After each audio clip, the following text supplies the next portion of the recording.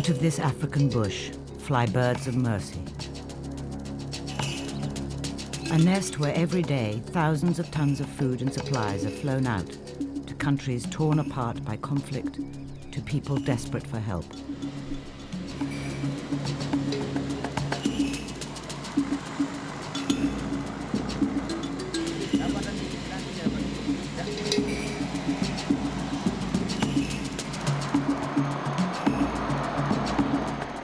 These are dangerous missions, taxing the pilots to the full.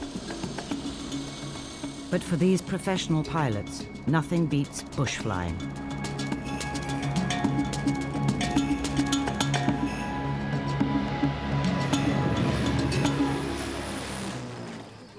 In the Rift Valley of northern Kenya, perched 15 miles from the border with Sudan, lies the airfield of Lokichogio, known as Lokichoki. What was once dry bushland has now become the center of relief operations to most of the war-torn countries of Eastern Africa, for the United Nations, the Red Cross, the World Food Programme, and many others. And around the airfield has gathered a makeshift town. The nomadic Turkana tribe has found a home and a school here. There are still 2.5 million nomads living in this region, and 115 tribal languages.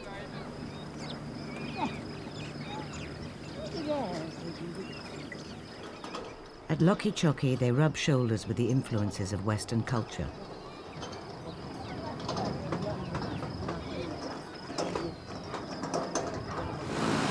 The aircraft keep the town going.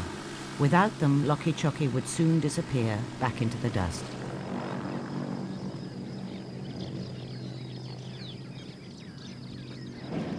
Trucks come from Nairobi, 450 miles away, to supply this town with aviation fuel, aircraft spare parts, and other essential materials.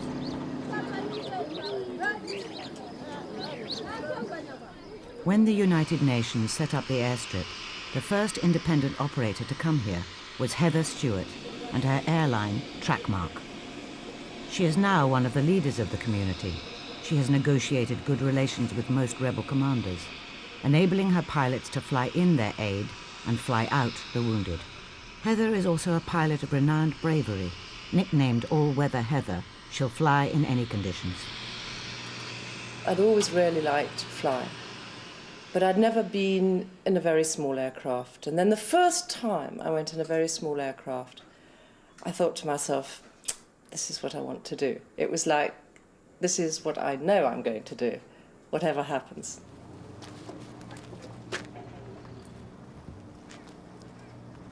On my second solo, which I soloed when I'd done about 12 hours, I think, my second solo, I came in and did an extremely heavy landing and broke the nose wheel. So then to my horror, I saw the ambulances, the people, everything converging on me. But my instructor was very good. He said, now, what you're going to do now is you're going to get back in that aircraft and go around again. Tango Mike Romeo, good morning, requesting taxi clearance. We are 6 on board for Maridi, over.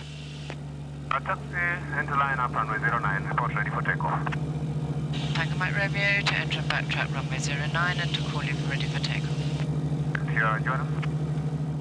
In the early days, Heather used to fly tourists on air safaris before moving on as a pilot for flying doctors. For Heather, this kind of work was more meaningful. Okay, everybody all right? Got your seatbelts done up? Okay. Locky Tower, 5 Yankee Tango Mike Romeo. Right. We're ready for takeoff, over. Tango Mike Romeo is clear to take off runway 09. The southwest wind is 10017. The right and out. Tango Mike Romeo. Heather's own and favorite aircraft is her 1 million pound Cessna Titan 404 twin.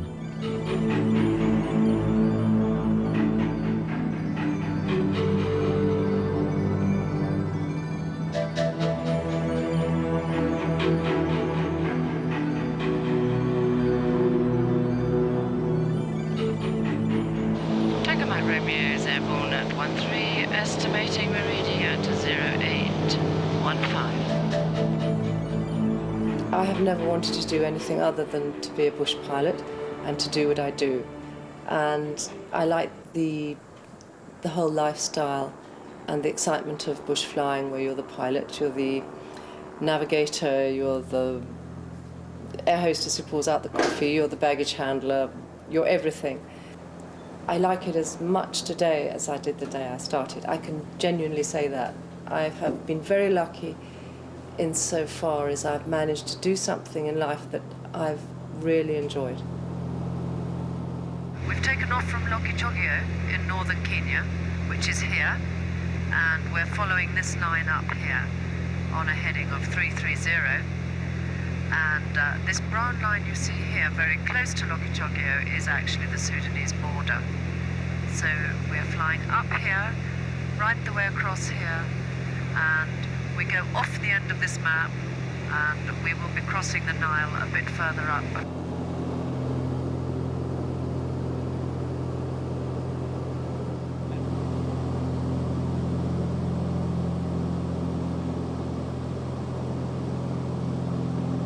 This is not because I'm being vain.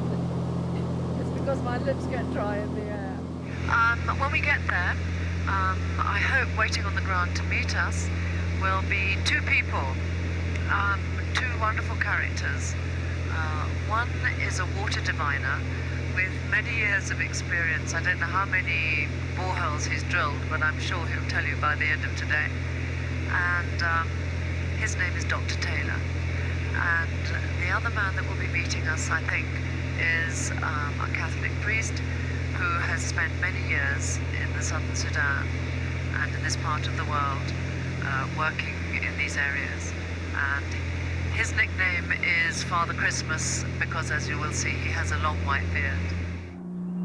The runway we're going to land on, it looks very rough, but don't worry, when we get down you'll see it's not quite as bad as it looks from the air.